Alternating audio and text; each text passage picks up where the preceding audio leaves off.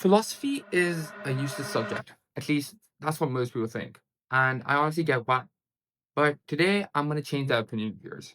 So grab a cup of coffee and let's get.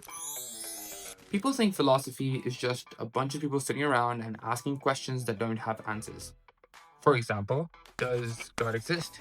Do we have free will? Is the brain really conscious? And when you don't have answers to those kind of questions, you think that there's no value to that subject. But in MIT's Introduction to Philosophy, Kasper Hare makes a really good point. Philosophy isn't about having the right answers. It's about knowing the difference between a good argument and a bad argument.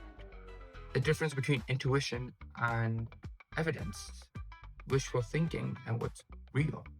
Take God, for example. Philosophy doesn't just ask, does God exist?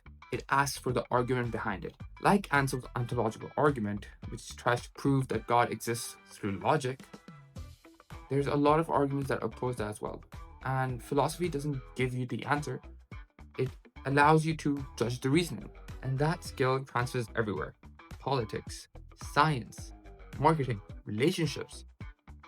Once you see the arguments clearly, you stop being impressed by someone's confidence and you start evaluating logic. So, philosophy isn't useless, it's just uncomfortable because it forces you to justify what you think you already know. And if you want to delve into how philosophers argue about knowledge itself, you should follow, and I'll see you tomorrow.